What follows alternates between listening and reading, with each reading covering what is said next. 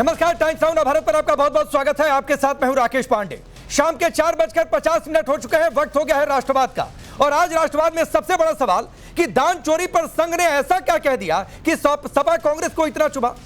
अखिलेश यादव कह रहे हैं कि आखिरकार सुरंग जीवियों को बाहर आना पड़ा। वो ये भी कह रहे हैं कि हर काम में आगे रहने वाले खुद सामने क्यों नहीं आ रहे। कांग्रेस ने प्रेस कॉन्फ्रेंस करके कहा कि बीजेपी और आरएसएस इस महापाप से खुद को अलग नहीं कर सकते, जिम्मेदारी लेनी पड़ेगी। लेकिन इन सबके बीच सियासत भी हो रही है। आज बीजेपी के राष्ट्रीय अध्यक्ष नितिन नवीन पहुंचे यूपी के 2 दिन के दौरे पर। वहां उन्होंने प्रभु राम, भगवान शिव और श्री कृष्ण को याद किया। 27 चुनाव का शंखनाद कर दिया। तो दिलचस्प परिस्थितियां हैं। एक रिपोर्ट देखिए, फिर डिबेट की शुरुआत करते हैं।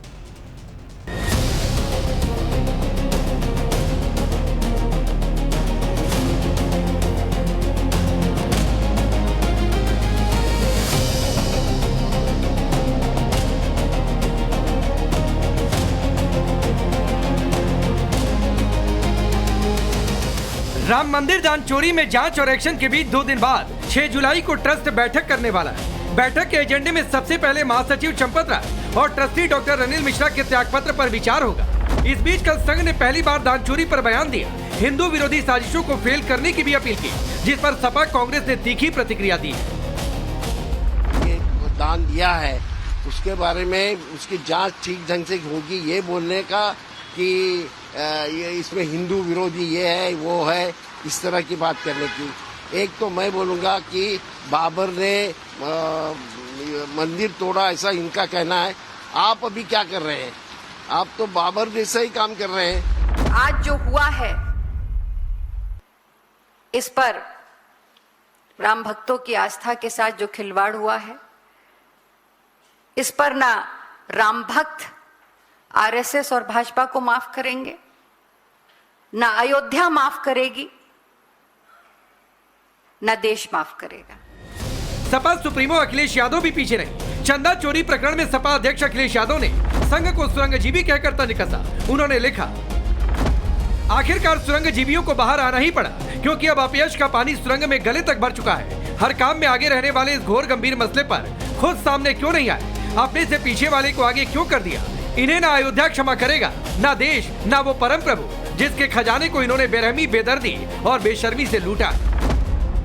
देश के करोड़ों राम भक्तों की आस्था के साथ जिस किसी ने भी खिलवाड़ किया, उसे उसकी सजा जरूर मिलनी चाहिए। लेकिन चंदा चोरी को मुद्दा बनाकर निशाना आरएसएस और विश्व हिंदू परिषद पर साधा जा रहा। हिंदू बनाम मुस्लिम करने की भी कोशिश की जा रही है। आरएसएस और विश्व हिंदू परिषद को जिम्मेदारी लेनी पड़ेगी। ये सैकड़ों करोड़ की चोरी है या हजारों करोड़ की चोरी है, इतना बड़ा पैसा कोई जेब में रख के नहीं ले जा सकता। चंपक राय को आपने रिहा किया, वो तो इनके मोदी जी के बहुत नजदीक के हैं। अनिल मिश्रा हैं, गोपाल राव है, इनको कुछ इनकी इंक्वायरी नहीं। अरे इनके मदद के सिवा ये हुआ होगा क्या? इतने बड़े पैमाने पे क्या खाली 80 करोड़ का, ये 80 लाख का मामला नहीं है। और ये ड्राइवर और छोटे छोटे लोग हैं, उन्होंने किया, ऐसा नहीं है। दान चोरी केस में मुख्य आरोपी अविनाश शुक्ला की वो कार भी बरामद कर ली गई है, जिसके जरिए चोरी किए गए दान की बंदरबाट होती थी। पुलिस ने अविनाश शुक्ला की निशानदेही पर ये ब्रीजा कार बरामद की है। आरोप है कि इस कार का इस्तेमाल जो है वो चढ़ावा चोरी के रकम को बांटने में होता था। ये भी दावा किया गया है कि ये जो कार है वो चढ़ावा चोरी के पैसे से ही खरीदी गई है। इन सबके बीच 27 की तैयारी भी जोरदार है। यूपी के 2 दिन के दौरे पर पहुंचे बीजेपी अध्यक्ष नितिन नवीन ने भगवान शिव, प्रभु राम और श्री कृष्ण को याद कर चुनावी शंखनाद कर दिया। काशी विश्वनाथ, प्रभु श्री राम और भगवान श्री कृष्ण की इस पवित्र भूमि को निश्चित रूप से नमन करता हूँ। निश्चित रूप से भाजपा के नेतृत्व में फिर से 27 में कमल खिले, इसकी योजना पर हम लोग काम करें। दान चोरी में जैसे जैसे जांच तेज हो रही, महापाप करने वालों पर शिकंजा कसता जा रहा। चाहे चंपत राय हो, अनिल मिश्रा, अविनाश शुक्ला या टिन्नू यादव, एसआईटी दान चोरी में दूध का दूध, पानी का पानी करके रहेगी। लेकिन इन सबके बीच हिंदू बनाम मुस्लिम किया जाना, बाबरी को रिकॉल करवाना, आरएसएस और विश्व हिंदू परिषद को लपेटकर क्या विपक्ष 27 का संग्राम जीतने का प्लान बना रहा? Bureau report, times now Bharat. तो चलिए आपने रिपोर्ट देखी। मैं आपका परिचय पहले आज के मेहमानों से करवाता हूं। रोहन गुप्ता जुड़ने वाले हैं, भारतीय जनता पार्टी के नेता और प्रवक्ता। ममता कालेजी पॉलिटिकल एनालिस्ट के तौर पर जुड़ चुकी हैं। मनोज यादव जी समाजवादी पार्टी के नेता और प्रवक्ता, और आलोक शर्मा जी कांग्रेस पार्टी के नेता और प्रवक्ता। आप सभी का बहुत बहुत स्वागत है। आलोक जी, मैं आपसे शुरू करता हूं। आरएसएस का पहली बार बयान आया और उस पर अलग अलग तमगे दिए जा रहे हैं। क्यों दिक्कत है? आरएसएस अगर बोला, कहा, लग रहा है कि शायद जो है हिंदुओं तक मैसेज एक बार फिर से आउटरीच की कोशिश हो रही है, इसलिए।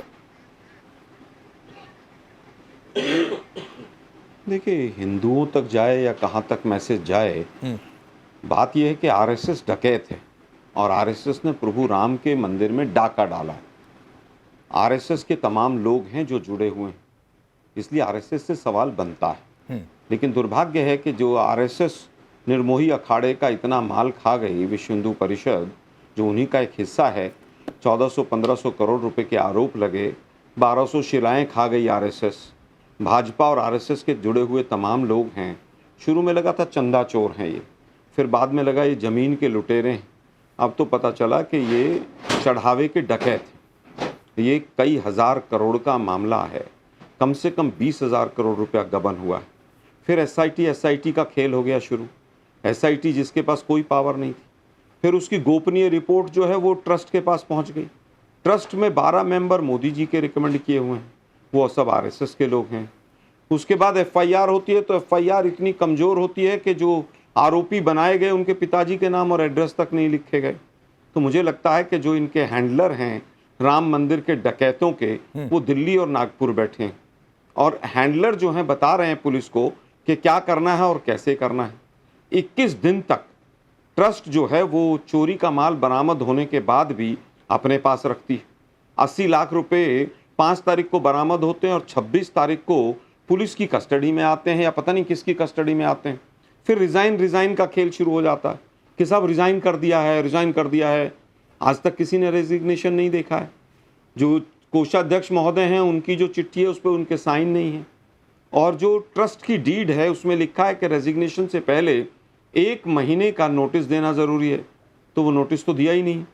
6 तारीख को वो रेजिग्नेशन एक्सेप्ट होंगे कि नहीं होंगे, ये इनके जो हैंडलर हैं जो नागपुर और दिल्ली में बैठे हैं वो बताएंगे। लेकिन जिम्मेदार विपक्ष है इसके लिए, सब चीज़ों के लिए। ये विपक्ष राजनीति कर रहा है ना। नहीं सर, विपक्ष बड़ा खराब है। नहीं आलोक जी राजनीति करिए, राजनीति से कोई गुरेज नहीं है। आप सवाल हाँ आप सवाल उठाइए, सवाल से भी कोई दिक्कत नहीं है। वो ड्रोन कहां चले गए पता नहीं। 200 कैमरे लेके मोदी जी चलते थे। मोदी जी खामोश हैं। किसी की हिम्मत नहीं है कि उन ट्रस्टियों को ढूंढ लें। मुझे तो डर है कहीं चंपत राय, अनिल मिश्रा ये कहीं सरयू के किनारे ना मिले किसी दिन। जज लोया दूसरा कांड ना हो जाए, कहीं सारा ठीकरा इनके सर पे फोड़ दिया जाए और हिंदुस्तान के मीडिया चैनल जो हैं वो रेजिग्नेशन और एसआईटी खेलते रह जाएं। एसआईटी बहुत अच्छा काम कर रही है, बहुत अच्छा कर रही है। अरे जिस एसआईटी के पास कोई पावर ही नहीं थी, जिसकी 10 दिन में रिपोर्ट ही लीक हो गई, वो क्या एसआईटी है? 85 एसआईटी उत्तर प्रदेश में बनी, आज तक कोई रिजल्ट नहीं है। ठीक है, मुझे 2-3 बातें बता दीजिए आलोक जी, फिर मैं आगे बढ़ जाता हूं। आपने कहा, आपने सर कहा कि 20,000 करोड़ की चोरी हो गई। इस आरोप का क्या आधार है? ये कहां से नंबर आप लेकर आए? पहली बात। दूसरी बात है, आप कह रहे हैं कि लोया जैसा हो जाएगा, सरजू के किनारे मिलेंगे चंपत राय। मतलब कोई कहानी गढ़ ली जाए, एक बंद कमरे में ऐसा लग रहा है कि बैठा जाता है, एक कहानी लिखी जाती है और कहानी फिर वो मीडिया के सामने बोल देना है। देखिए, मैं समझता हूं कि 20,000 करोड़ का पहले जवाब दे देता हूं। कितनी जमीनों की खरीद फरोख्त हुई है उसके कागज सार्वजनिक करवा दीजिए आप। मेरे सोर्सेज बताते हैं कि जो 1500 करोड़ का शुरू में 1981 से मामला शुरू हुआ, केवल शिलाओं का, और जो घर घर जाकर पैसे मांगे गए वही 8-10 हजार करोड़ का रुपए का नहीं पता है कहाँ है। आज जितने हीरे जवाहरात आए हैं उसमें बहुत बड़ी तादाद ऐसी है जो गायब है। ठीक, 200 किलो चांदी और 60 किलो चांदी और हीरे का हार, इनकी सबकी लिस्टें बनवा लीजिए आप, अगर ये 20,000 करोड़ से ऊपर ना चला जाए तो। आरएसएस के एक आदमी ने बताया मुझे, जो आज आरएसएस से सख्त नाराज है, कि आलोक जी आप कम बता रहे हैं, ये आंकड़ा और ज्यादा है। नाम ले लीजिए। ब्रजभूषण शरण सिंह डरे बैठे हैं, वो जो बाबा जी हैं वो भी डरे बैठे हैं सब। नाम ले लीजिए आरएसएस वाले का। क्यों? क्योंकि बड़े जिसने लोगों आपको का 20,000 का आंकड़ा दिया, आलोक जी, नाम ले रोल है। लीजिए। नहीं, नाम मैं कहता हूं उन्होंने तो मुझे 20 की जगह 35-40 का दिया, लेकिन नाम लेना उचित नहीं होगा। ठीक है, जांच चल रही है, होने दीजिए। ठीक देखते हैं, जांच की ऐसी तैसी कर दी इन्होंने। रोहन गुप्ता पुलिस जुड़ते हैं तो मैं रिमांड तक पूछता नहीं हूं, दी। एक मोबाइल या सोने लेकिन का ममता कोई काले चोरी ही होती है, 20,000, तब पुलिस रिमांड 30,000, नहीं लेते हैं। 35,000 करोड़ जितना मनाए उतना आंकड़ा बोल दीजिए। आपको इनमें दम कोई लगता है? राकेश जी, बहुत बहुत धन्यवाद और सभी को जय श्री राम। मैं स्पष्ट तौर से एक बात बोल देना चाहती हूं कि जो रामलला जी के मंदिर में हुआ वो अक्षम्य अपराध है, वो गलत है और किसी भी सनातनी, किसी भी राम भक्त को वो किसी भी कीमत में स्वीकार्य नहीं है। जिन्होंने भी किया है, कोई भी हो, उनको सजा जरूर मिलेगी। एक बात और बोलना चाहती हूं कि प्रभु श्री राम जी का जो मंदिर बना है ना, 500 वर्षों की तपस्या और इंतजार के पश्चात, उसमें मेरी और मेरे जैसे तमाम सनातनी राम भक्तों की आस्था लगी है। हमारा खून लगा है, हमारा पसीना लगा है, हमारा इंतजार लगा है, हमारी मेहनत लगी है और हमारा पैसा लगा है। और मैं यहां पर राकेश जी उन लोगों के मुंह से आज प्रभु राम जी के नाम पर राजनीति कतई बर्दाश्त नहीं करूंगी, जिन्होंने जाकर के यह बोला था सुप्रीम कोर्ट में कि प्रभु श्री राम तो एग्जिस्ट ही नहीं करते हैं, वो तो है ही नहीं, वो तो काल्पनिक है। मैं वो लीडर ऑफ ऑपोजिशन के नेता से बात नहीं सुनूंगी जो विदेश में जाकर के बोलते हैं कि भगवान श्री राम काल्पनिक हैं। मैं उनसे आज प्रभु श्री राम की बात सुनूंगी। मैं इनको चैलेंज कर रही हूं आपके माध्यम से कि चलिए आप अपने जितने बड़े नेता हैं उनके और अपने जो बैंक अकाउंट्स हैं उनको सार्वजनिक कर दीजिए और बताइए कि आपने रामलला जी के मंदिर को बनाने में क्या दान दिया है। मैं तैयार हूं। तो नहीं दान दिया तो सवाल नहीं पूछ सकते ममता काले जी। अगर मान लीजिए किसी ने दान नहीं दिया, चोरी तो हुई है, यह बात तो साबित हो गई है। चोरी हुई है, यह बात तो साबित हो गई है। निगरानी में लापरवाही बरती गई, यह बात तो साबित हो गई है। तो क्या करें, सवाल भी ना पूछें? नहीं, मैंने बिल्कुल राकेश जी सवाल पूछे, लेकिन सवाल पूछने का अधिकार उनको है जिनकी रामलला पर आस्था है, जिन्होंने ये मंदिर बनाया है, जिन्होंने रामलला की लड़ाई लड़ी है, जिन्होंने इस देश के अंदर से रामलला को निकाल करके बाहर करने की प्लानिंग बनी, वो प्रश्न करेंगे आज। वो छद्मी चुनावी हिंदू प्रश्न करेंगे और हम बर्दाश्त करेंगे। सनातनियों के इतने बुरे दिन आ गए। मैं बोल रही हूं तमाम सनातनियों को, अलग नहीं होना है, मुट्ठी रहना है। ये वो लोग हैं जिन्होंने कार सेवकों पर गोली चलाई। कोई खड़े होकर के बोल दिया करता था, मेरी नानी ने बोला कि बेटा मेरा राम वहां नहीं जाता जो मस्जिद तोड़ करके बनाया जाता है। कोई बोलेगा कि राम मंदिर बनाने की क्या जरूरत है, वहां स्कूल बनाओ, वहां हॉस्पिटल बनाओ। आलोक जी एक छोटा सा जवाब दीजिए, फिर मैं मनोज जी के पास जाता हूं। पर रामलला के नाम पर एक परसेप्शन है जिसकी चर्चा हो रही है। परसेप्शन ये है कि आप लोग तो राम मंदिर के पक्ष में कभी थे ही नहीं।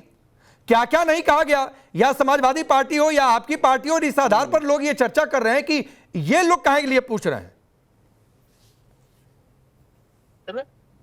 देखिए, ये बड़ा भारी कुतर्क है। कांग्रेस पार्टी ने ही इस राम मंदिर के ताले किसने खुलवाए थे? भाई कांग्रेस पार्टी ने खुलवाए। और कह रहे हैं हम तो चाहते ही नहीं थे। ना कांग्रेस पार्टी कोर्ट में पार्टी थी, ना वीएचपी थी, ना आरएसएस थी, ना बीजेपी थी। तो कौन लड़ रहा था लड़ाई, वो तो पूरे देश ने देखा। दुर्भाग्य ये है कि आज हम पहले दिन से कह रहे थे, देखिए मैं आपके बीच में नहीं बोला, मैं आपके बीच में नहीं करते, आप उस पर जवाब मैं फिर बीच में नहीं बोला था। नहीं मेरे भाई, मैं बोलूंगी क्योंकि आप गलत बोल रहे हैं। आप मुझे ये बताइए कि आप कांग्रेस पार्टी से नहीं आते हैं जिनके नेता आज बोलते हैं कि सनातन धर्म डेंगू मलेरिया मच्छर है, सनातन को इस देश से खत्म कर देना चाहिए। क्या आप उस पार्टी के नेता नहीं हैं? उसको आप रिप्रेजेंट नहीं कर रहे हैं, जिनके बड़े नेताजी ये बोलते हैं कि मंदिरों के अंदर तो सनातनी हम जैसे अच्छा ठीक है। ममता जी आपने एक बात कही, ममता जी आपने एक बात कही, आलोक जी की बात पूरी हो जाए। रोहन गुप्ता भी जुड़ चुके हैं। रोहन जी मैं आपके पास आता हूं। आलोक जी इसमें एक चीज मैं और ऐड कर देता हूं। आपने कहा आप पूरा कर लीजिए। 2019 में फैसला टाल दिया जाए, मूर्तियों को हटवाने की बात, बहुत सारी बातें जिसकी चर्चा हो रही है इसी बहाने। देखिए, कांग्रेस पार्टी, मैंने कहा कभी पार्टी थी ही नहीं। अगर कोई वकील मुस्लिम पर्सनल लॉ बोर्ड की तरफ से खड़ा था तो उसका अपना मत था। इसको कांग्रेस के ऊपर क्यों चिपकाया जा रहा है? आज भी वो सांसद कहां से हैं? सपा से हैं। उसके बाद कभी वो कांग्रेस में नहीं रहे। लेकिन आप तो एंकर हैं, आपको तो सोच समझ के बोलना चाहिए। क्या कांग्रेस उसमें पार्टी थी? क्या कांग्रेस का कोई वकील खड़ा था? तो कपिल सिब्बल तो कांग्रेस में नहीं थे। लेकिन आप लोग पूरी तरह से कोशिश करते हैं इस तरह का प्रोजेक्ट। मैं फिर कहूंगा, कपिल सिब्बल किसके वकील थे? बताइए कि कौन सी किसके नहीं, वकील थे? ठीक क्या है। कांग्रेस पार्टी थी? कांग्रेस क्या पार्टी नहीं भाजपा थी, लेकिन पार्टी कांग्रेस पार्टी क्या में तो थे BHP ना पार्टी तब थी? कपिल सिब्बल। ठीक नहीं आ रहा आप, हाँ यार तो मैं आप फिर बता दीजिए कहूंगा, कांग्रेस मैं पार्टी फिर ने तब कहूंगा, कपिल कौन सिब्बल कहाँ के इस था, बयान कौन का ये किसका कहकर वकील विरोध बनता कर है। दिया था आलोक जी कि ये उनका बतौर वकील बयान है, कांग्रेस पार्टी इससे इत्तेफाक नहीं रखती। अगर ऐसा कोई बयान है तो आप दिखा दीजिए तब का। देखिए मैं सबूत लेके नहीं बैठा हूं, लेकिन प्रेस कॉन्फ्रेंस में 4 बार सवाल पूछा गया ये, और यहीं पर AICC में 24 अकबर रोड में ये क्लियर किया गया कि कपिल सिब्बल जी हमारे वकील नहीं हैं। पहली चीज। ठीक बात। काल्पनिक की जहां तक बात है, जो एफिडेविट राम सेतु के लिए दिया गया था वैसा ही भाषण महेश शर्मा जी ने 16 अप्रैल 2016 को मां सीता के लिए कहा था कि उनका जन्म कहां हुआ, वो कहां से कहां गई, इसका कोई साइंटिफिक प्रूफ नहीं है। तो क्या करें अब हम? मां सीता नहीं थी। ये बीजेपी का एक प्रोपेगेंडा है, आप इसके अंदर मत फंसिए। 40 दिन में 70 बार डकैती हुई, मोहम्मद गौरी और गजनवी भी शर्मा जाएंगे। और दुर्भाग्य यह है कि बेशर्मी से लोग चोरों को बचाने का काम कर रहे हैं। हिंदू लोग जो हैं, जो इनके बीजेपी के कुछ लोग जुड़े हुए हैं, वो क्या कह रहे हैं कि हिंदुओं का पैसा था, हिंदुओं ने ले लिया तो क्या हो गया। ये बेशर्मी है कि टीवी पर चिल्लाओ, फलाने ने ये बोला था, डिकड़े ने। अरे डकैती डली है, प्रभु राम के घर में डकैती डली है, और FIR कमजोर बनाई जा रही है, पुलिस रिमांड नहीं मांगा जा रहा है। और जो ट्रस्ट की डीड है उसमें स्पेशली लिखा है 2 सेंटेंस कि जो ट्रस्टीज हैं उनके हाथ में अगर कोई चंदा आएगा तभी उसकी वो जिम्मेदारी लेंगे। ठीक है। अगर दान पात्र में, अकाउंट में या सोना जवाहरात कहीं पर कोई चढ़ाता है तो उसकी जिम्मेदारी ट्रस्टियों की नहीं है। ठीक है, ठीक है। मतलब बेशर्मी की हद हो गई है। हाँ। अभी भी लोग बैठकर टीवी पे चिल्ला रहे हैं, आज भी कांग्रेस जिम्मेदार है, कांग्रेस ने ये किया था। अरे भी कांग्रेस ने कहा था न्यायालय जो फैसला करेगा हम मानेंगे। बीजेपी ने रथ यात्रा निकाली थी, लेकिन रथ यात्रा आने के बाद तब कहते थे कि न्यायालय का मामला नहीं है, ये मामला आस्था का है। ठीक है, मैं रोहन गुप्ता को लाता हूं। तो कहने लगे मैं नहीं, रोहन ये तो गुप्ता को न्यायालय का लाता हूं। मामला है। एक आरोपी आपकी जानकारी के लिए आलोक जी पुलिस की रिमांड में है इस समय। आपकी जानकारी के लिए एक आरोपी जो पकड़ा गया था, गिरफ्तार है, वो पुलिस की रिमांड में, नॉट इन जुडिशियल मैं कस्टडी। फिर कहूंगा आप फिर गलत बयानी कर रहे हैं राकेश जी। क्यों? राकेश जी आप गलत कह रहे हैं। क्या गलत कहा? पुलिस कस्टडी में, पुलिस रिमांड पे नहीं। ठीक है, दोनों चीजों में बहुत फर्क है। आपने कहा पुलिस रिमांड पे, वो पुलिस कस्टडी में है, पुलिस रिमांड पे नहीं। ठीक है, मैं आता हूं, इस पर भी आता हूं। भाजपा का मोदीनामा पढ़ना बंद। अरे सर नहीं पढ़ रहे हैं मोदीनामा। आपको दिक्कत यह है कि आपको कोई फैक्ट दे दो तो आप सीधे टैगिंग पर आ जाते हैं आलोक जी। आप लोग नहीं अच्छा लगता है ना ये, फिर दूसरा कोई आपको पलट कर टैगिंग कर देगा। मैं बिना फैक्ट के बात नहीं करता हूं, ये भी फैक्ट चेक आप जैसे एंकर्स ने किया। अब फिर वही बात है, मैं फिर कह रहा हूं, हाँ मैं हो गई टैगिंग आपकी। पुलिस कस्टडी में है, पुलिस रिमांड पे नहीं। मैं आ रहा हूं, इस पर भी आ रहा हूं। यस, इस पर भी आ रहा हूं आलोक जी, अभी इस पर भी आ रहा हूं। ठीक है, इस पर भी आ रहा हूं सर। ऑर्डर दिखा दीजिए कोई भी। अरे ठीक है, इस पर भी आ रहा हूं। रोहन गुप्ता, बीजेपी RSS जिम्मेदारी से नहीं बच सकते, और इसलिए नहीं बच सकते कि कांग्रेस पार्टी कह रही है आप लोगों ने ट्रस्ट बनाया तो जिम्मेदारी भी आपकी, फिर आप लोग जवाब क्यों नहीं देते? देखिए राकेश जी, बड़े दुख की बात है। अभी आलोक जी ने कहा कि हम तो कोर्ट के फैसले को मानते हैं। अगर कोर्ट के फैसले को मानते तो उनके सबसे बड़े नेता 2 साल तक राम मंदिर क्यों नहीं गए? कौन सी मजबूरी थी? कौन सी तुष्टीकरण की राजनीति थी? ये तो उनको खुद को ही कांग्रेस पार्टी को एक्सपोज कर दिया। शायद आलोक भी पर्सनली इस फैसले को नहीं मानते होंगे। आलोक जी, मैं आपके बीच में नहीं बोला, एक मुद्दा है यहाँ पे। कहा सुप्रीम कोर्ट के फैसले का हम सम्मान करते हैं। अरे भैया, सम्मान करते हैं तो 2 साल तक रामलला क्यों याद नहीं आया आपको? आपने तो कहा था करते हैं। कौन सी तुष्टीकरण की राजनीति आपको अटका रही थी? और जब आपको मौका मिला तब डिबेट में आके यहाँ पे अपनी सत्ता की राजनीति करने लग गए। हमारी जिम्मेदारी है, अगर रामलला हमारे लिए आस्था का विषय है, आपके लिए राजनीति का विषय है, तो दूध का दूध पानी का होगा।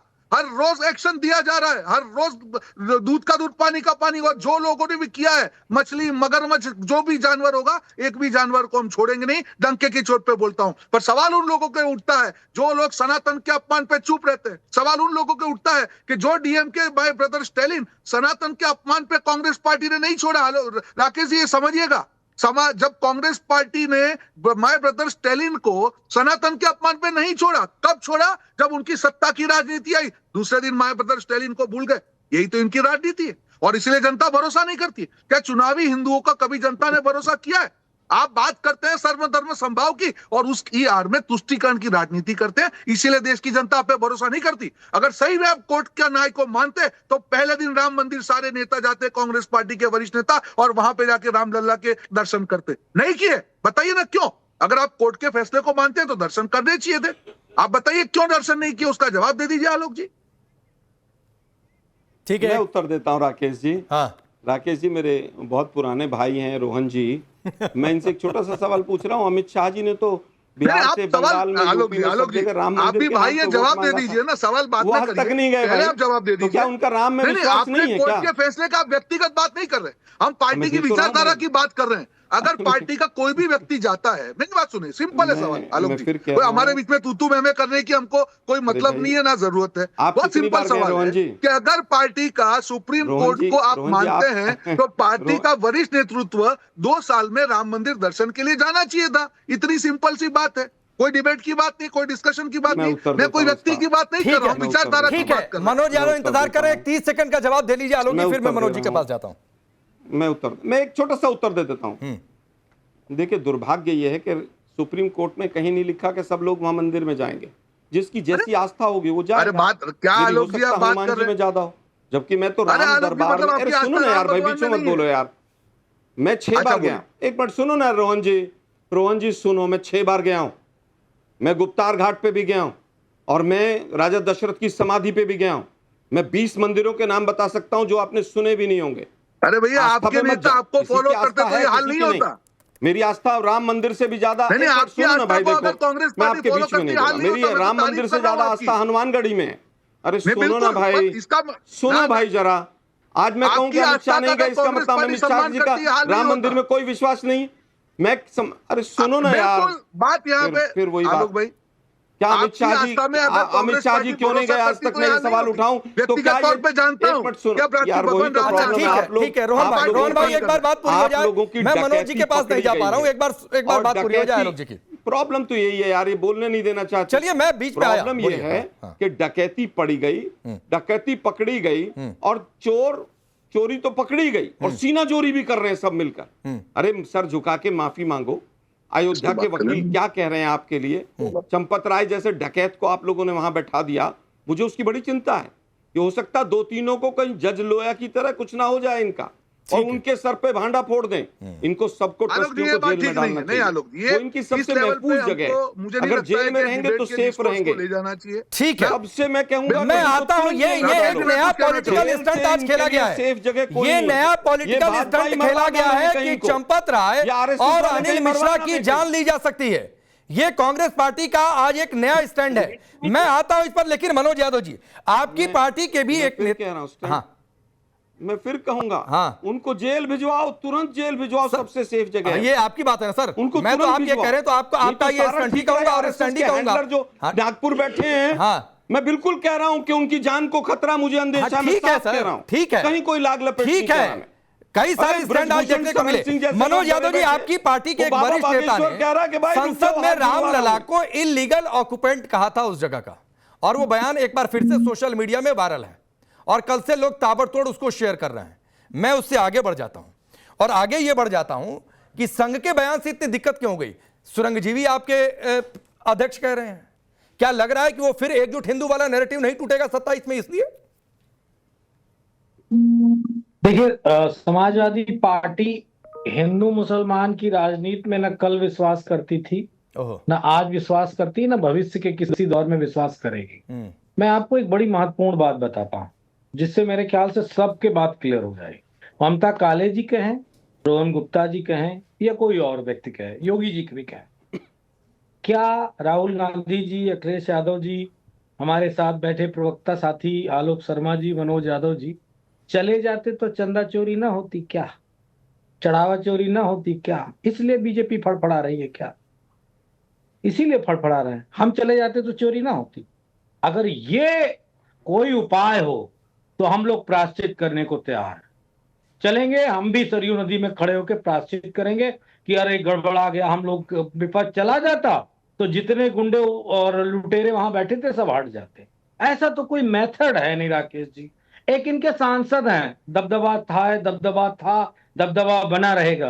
वो तो बगल में रहते, सरयू नदी पार करो उनका गांव और सरयू नदी पार इस पार चले जाओ तो प्रभु श्री राम का मंदिर। आज तक नहीं गए। कह रहे हैं मैं पहले दिन तो जानता था वहां ठग लोग बैठे हैं, इसीलिए मैं आज तक प्रभु श्री राम के दर्शन करने नहीं गया। तो कोई हो सकता है प्रेरणा ले रहा हो किसी से कि वहां ठग साहब अयोध्या बैठे हुए, ठग साहब अयोध्या, या कह लो ठग साहब प्रभु श्री राम के मंदिर ट्रस्ट में बैठे हुए हैं, तो शायद हो सकता है विपक्ष को ये ज्ञान प्रभु ने दे दिया हो। अब तो ठग्स की खैर वहां से आउटसोर्सिंग जो है, जो चंदा चोरी, चढ़ावा चोरी और सोना चांदी चोरी, जमीन घोटाला, तो वो कम होने जा रहा है, हटने जा रहा है लगभग। अब विपक्ष जाएगा अयोध्या जी में, प्रभु राम का पैसा चोरी करने वाले चले जाएंगे तो विपक्ष भी दर्शन करने जाएगा। हम ये नहीं कहेंगे अमित शाह जी क्यों नहीं गए। अमित शाह जी गृह मंत्रालय संभालते हैं, सांसद खरीदते हैं, विधायक खरीदते हैं, सरकारें गिराते हैं, उनके पास मौका कहां है। अब राहुल गांधी जी के आपके पास तो बहुत मौका मिल गया मनोज यादव जी, आपके पास तो इतना मौका था कि आपके सांसद को जाने में जीत गए वहां से, उसके बाद भी जाने में महीनों लग गए। पैदल चलते तो उससे पहले पहुंच जाते। नहीं गए हमारे सांसद। अरे गए ना, कब गए भाई, कब गए? आपने नहीं देखा क्या? बहुत एहसान कर दिया जाके। आप मैंने तो देखा ही है, मैं तो टाइम गए पर। अरे मैं कहां कह रहा हूं कि अवधेश प्रसाद नहीं गए, कब गए इस बात पर सवाल उठा रहा था। जब बन गया मंदिर तब गए, दूर खड़े होके किए दर्शन, दूर से। योगी जी की तरह नहीं किए हैं। योगी जी तो जा सकते हैं मंदिर तक, क्योंकि वो हमारे सांसद दलित है ना, तो उनको अंदर नहीं जाने दिया जाएगा, गर्भगृह में नहीं जाने दिया।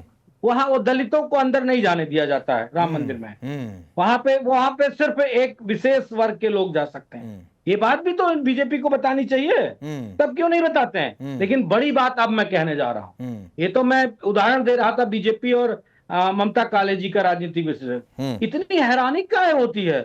और फिर माता सीता को टेस्ट ट्यूब करने वाले दिनेश शर्मा उप मुख्यमंत्री और मौजूदा राज्यसभा क्या किया? गोली चलवा दी क्या उनके पर, या बुलडोजर चलवा दिया? माता सीता टेस्ट ट्यूब नहीं, गोली वाला राइट तो आप लोगों के पास है मनोज यादव जी, गोली चलवाने वाला राइट तो आप लोगों के पास है। क्यों? वो कहां से चलवाएं? आदित्यनाथ के पास है। नहीं, गोली चलवाने वाला राइट तो आप लोगों के पास है कि भक्तों पर गोली चलवा दो। रोहन गुप्ता कुछ कहना चाह रहे हैं, रोहन गुप्ता आपकी बात पर कुछ कहना चाह रहे थे। मैं आ रहा हूं मनोज यादव जी, बोलिए। पहले इन्होंने कहा, देखिए इनके झूठ का पर्दाफाश करूंगा। इन्होंने कहा कि दलित राम मंदिर में अलाउड नहीं है। बताइए, ये राम जन्मभूमि का क्लैरिटी है। अरे कैसे बोल रहे हैं आप? ये राजनीति बंद करिए मनोज जी, यहाँ पे झूठ मत फैलाइए। यहाँ पे ये नेशनल टीवी है, आपका झूठ नहीं चलेगा। कैसे कुछ भी बोल रहे हैं, दलित अलाउड नहीं है, कुछ भी मत बोलिए। पहली बात। दूसरा नहीं सुनिए, ये दलित पार्टी में है करिए राकेश जी, ये नेशनल टीवी में झूठ फैलाने वालों को एक्सपोज करिए। इनको बोलिए माफी मांगे पहले। राम मंदिर सबका है, आप मत फैलाइए, झूठ मत फैलाइए इधर। आप लोग क्या अपनी बहाना दे रहे हैं? 2 साल तक राम मंदिर नहीं गए और आज यहाँ पे जब आपको मौका मिल रहा है, यहाँ पे रामलल्ला कर रहे हैं। आपके सांसद नहीं गए और राहुल गांधी उत्तर प्रदेश के सांसद है, वो भी नहीं गए। हकीकत है, तुष्टीकरण आपकी मजबूरी है, इसलिए रामलल्ला याद नहीं आया। हमारी जिम्मेदारी है चंदा चोर हम लोग ऐसे लोगों को भी आपने झूठ क्यों बोल रहे हैं? आप झूठ क्यों बोल रहे हैं? आपने झूठ क्यों बोला कि दलित अलाउड नहीं है? झूठ क्यों बोला आपने? बताइए पहले, आप माफी मांगेंगे। क्या झूठ बोला? दलित अलाउड नहीं है क्यों बोला आपने? आपने क्यों कहा? आपने बोला दलित जो राम मंदिर में दलित नहीं जा सकते, ऐसा क्यों बोला आपने? नहीं, गर्भगृह नहीं जा सकते हैं। अरे भैया तो झूठ मत बोलिए। मंदिर अभी क्या बोला आपने? झूठ मत बोलिए, झूठ मत बोलिए। मोदी जी तो राम जी के पास तक जा सकते हैं। जैसे लोगों को, आप लोगों को मोदी जी जा सकते हैं, हमारे दलित सांसद क्यों नहीं जा सकते अंदर तक? जोड़ की राजनीति कर करके अपनी दुकान चला रहे। बात हिंदू भगवान की चल रही, उसमें भी दलित इनकी खतरनाक राजनीति देखिए आप। ठीक है, मैं आता हूं। सुनिए, मैं आता हूं। ये दलित वाला, सुनिए मनोज यादव, मुझे पता है आप इसमें कहीं से पीडीए घुसाना चाहते हैं। ये दलित वाले डिबेट पर किसी और दिन कर लेंगे कि राम मंदिर में दलितों का प्रवेश वर्जित है क्या, और कोई प्रोपेगेंडा आपको समझ में आए तो लेकर आ जाइएगा, और कोई आपको प्रोपेगेंडा समझ में आ जाए तो लेकर आ जाइएगा मनोज यादव जी। और ये सब तर्क देकर आप जस्टिफाई नहीं कर सकते हैं कि मंदिर क्यों नहीं गए। ठीक है, तो अब रुक जाइए।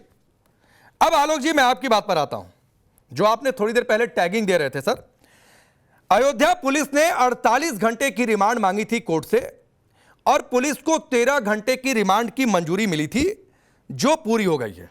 और क्यों मांगी थी? इसलिए मांगी गई थी क्योंकि अविनाश शुक्ला सबसे बड़ा सरदार बताया जा रहा है। 20,39,000 कैश उसके पास से मिला, 1121 यूएस डॉलर्स उसके पास से मिले, सोने के चेन मिली, अंगूठी मिली और सिल्वर आर्टिकल्स कुछ मिले हैं। और उसके बाद पुलिस को लगा कि उसको रिमांड पर लेकर यह सब रिकवरी होनी चाहिए और उससे पूछताछ होनी चाहिए। यह फैक्ट है। अब आपको ना समझ में आए या फिर कोई टैगिंग देना चाहे तो आपका स्वागत है। कस्टडी और रिमांड में दोनों चीजों में फर्क है। मैंने कोर्ट का ऑर्डर पढ़ा है, डायरेक्शन पढ़ी है, उसमें पुलिस रिमांड नहीं है, पुलिस कस्टडी शब्द है। इसको आप भी पढ़ लीजिएगा, कहेंगे तो मैं आपके पास भेज दूंगा। लेकिन मेरा सवाल उससे भी बड़ा है। मेरा सवाल यह है कि जिस दिन वो 8 लोग पकड़े गए उसी दिन पुलिस ने रिमांड क्यों नहीं मांगा? मतलब आज आप भी कांग्रेस को कटघरे में खड़ा करना चाहते हैं? नहीं, मैं कटघरे में नहीं खड़ा कर रहा हूं। क्यों नहीं मांगा? अगली डेट आने तक इंतजार, एक मिनट सुनिए ना, अगली डेट आने तक का इंतजार क्यों किया गया? जिस समय पर 5 तारीख को माल पकड़ा गया, 80 लाख रुपए पकड़े गए, ये तो आलोक कुमार जी ने भी कह दिया, जो वीएचपी के अंतर्राष्ट्रीय अध्यक्ष हैं, हाँ उस दिन पकड़ा गया था, वो वीडियो भी सामने आ गया। उसी दिन एफआईआर क्यों नहीं हुई? इसका जवाब किसी के पास है? अगर आप वास्तव में चाहते हैं कि जो कल्प्रिट हैं वो पकड़े जाएं, तो उसी दिन एफआईआर क्यों नहीं हुई? पुलिस रिमांड क्यों नहीं मांगा गया? अभी तक जो मेन लोग 10 लोगों ने गवाही दी, 10 लोग चैनलों पे आके कह रहे हैं कि चंपत राय को हमने ये माल दिया था और ये माल गायब है अब। अरे भाई, क्या चंपत राय का नाम एफआईआर में नहीं होना चाहिए? लेकिन नहीं होगा। अगर चंपत राय के नाम का एक बार भी उल्लेख हो जाएगा, चंपत राय बता देगा तुरंत कि बोरे भर भर के आरएसएस के यहाँ गए या भाजपा के यहाँ गए। इसलिए चंपत राय को बचाया जाएगा। और चंपत राय को बचाना, अनिल मिश्रा को बचाना, अरे भाई उपाध्याय जो थे, क्या वो भाजपा के मेयर नहीं थे वहां पर? नगर पालिका के जो चेयरमैन थे अयोध्या के, इनको सबको बचाया जाएगा। इन सब की जमानत हो जाएंगी। देख लेना, मेरे से लिखवा लो। मतलब एफआईआर इतनी कमजोर के आरोपी के बाप का नाम नहीं है, आरोपी का एड्रेस नहीं है उसके अंदर। ठीक है। और फिर कह रहे हैं आप बहुत सीरियस हो रहा है सब कुछ। रोहन भाई, तरह से बचाने का पहले धंधा बना दिया था। ट्रस्ट डीड में पहले लिख दिया गया है। बात का जवाब देता हूं आलोक जी, ये आपका ठीक पॉइंट है। रिजाइन हो गया, रिजाइन हो गया, आप लोगों ने एफआईआर कमजोर बनाई, ट्रस्ट के डीड के रूल्स ऐसे बनाए कि आगे बहुत कुछ किसी के हाथ में ना रहे और खेल चलता रहे। ये आलोक जी का आरोप है। देखिए राकेश जी, पहली बात इन्होंने सवाल उठाया कि ये क्यों हुआ, वो क्यों हुआ। मैं पहले उसके सबके जवाब दे दूं। ये पहली बार हुआ कि इमीडिएटली एसआईटी फॉर्म हुई, 3 ही दिन में उसने इंतरिम अपना रिपोर्ट दिया, इमीडिएटली 7-8 लोगों का जो भी है उनकी गिरफ्तारी हो गई, जांच पूरी तरीके से चालू है, जितनी बरामदगी हो रही है होते होते जिन जगह होती गई उसका पुलिस कस्टडी ली गई और पूरी तरह ट्रांसपेरेंटली सबके सामने एक्शन चालू है। बिल्कुल आलोक जी का अधिकार है, क्योंकि बीजेपी की सरकार है तो उनकी एक्सपेक्टेशन लेवल बहुत ज्यादा होनी चाहिए। अब उनके ही एक राज्य के मैं एग्जांपल दे रहा हूं, केरल। आज 1.5-2 महीने से तो उनकी सरकार वहां पे आ गई। सबरीमला केस है, उसमें एक लड़का बंदा है उन्नी कृष्णन पोट्टी करके, जिसका सोनिया गांधी के घर में तस्वीर है, वो प्राइम अक्यूज्ड है। और उद्दूर प्रकाश जो कांग्रेस पार्टी के एमपी है उसको लेके गए हैं।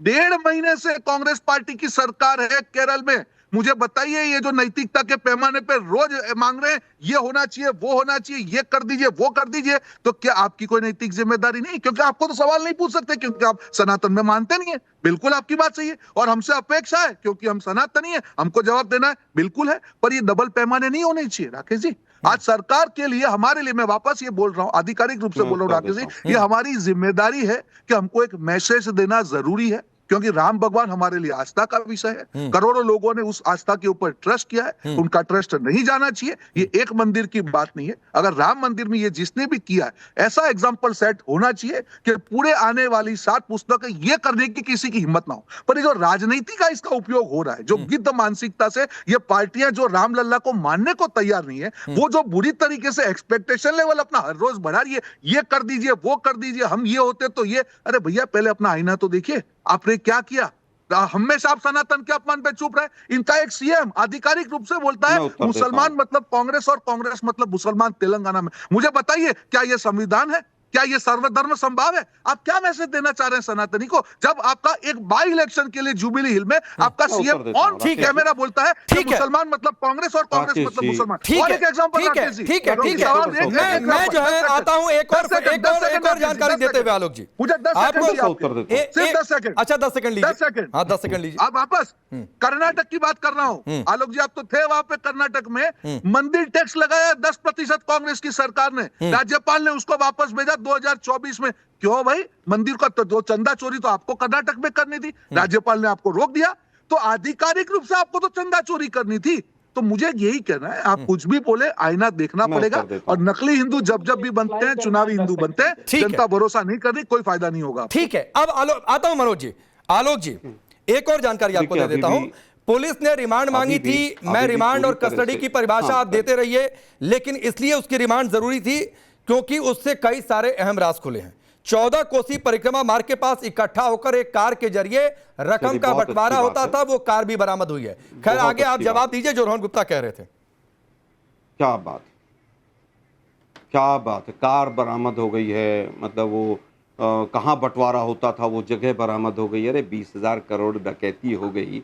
हम लोग यहाँ पर झुंझुना लेके नहीं बैठे हैं, क्या आप लोग जो समझाएंगे वो दर्शक समझ लेंगे। अच्छा। राकेश जी, मुद्दे को मत डाइवर्ट कीजिए। मैंने एक सवाल सीधा कहा, आप बार बार जोर रहे हैं पुलिस कस्टडी पुलिस कस्टडी। अरे भाई, पुलिस कस्टडी या पुलिस रिमांड उस दिन मांग लेते जिस दिन अरेस्ट किया था। इसके ऊपर किसी एंकर की हिम्मत नहीं हो रही है कि बीजेपी वालों से पूछ लें। लेकिन वापस ये तस्वीर दिखा रहा हूँ। सबरीमाला का केस, अमित शाह का क्या बयान है, मैं अभी पढ़ के बताऊं क्या? अरे बयान नहीं, मैं आज तो भी तस्वीर पूरे दिखा रहा हूँ बीजेपी आलोक के जी। जितने डिबेट में प्रवक्ता ये बैठे हैं, उन्नी कृष्णन सुनो है ना भाई, सुनो ना सोनिया यार, जी के सुनो घर पे। भाई, एक मिनट।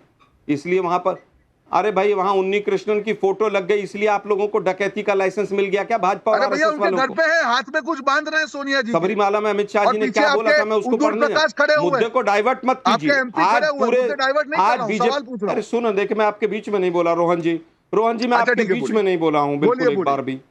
आज तमाम बीजेपी के प्रवक्ताओं को एक स्क्रिप्ट लिख के दी गई है कि आपको हिंदू मुसलमान पे बात करनी है और कोई बात नहीं करनी, मुद्दे की कोई बात नहीं करनी है। डकैती हो गई।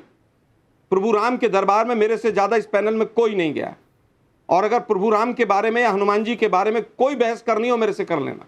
अरे कौन आपको सनातनी इंडिविजुअली है, आपकी कौन नहीं है, पार्टी आप की लोग बात दिखावा कर रहे हैं ना। करते हो। मैंने चारों चार शंकराचार्यों को साइड में फेंक दिया, इसका जवाब दे दीजिए। शंकराचार्यों की पालकी फेंक दी, शंकराचार्य के ऊपर पॉक्सो लगा दिया, झूठा पॉक्सो केस, और आप सनातन की बात करते हैं। शर्म नहीं आती कि वो जो कुंभ में लोग शर्म बह तो गए कांग्रेस 1500 पार्टी को लोग, आनी चाहिए, उनकी आलोक लिस्ट जी। तक जारी नहीं कर मैंने तो चार पाए, उनको एग्जाम्पल अंतिम दिया क्रिया आपको। तक नहीं मिला।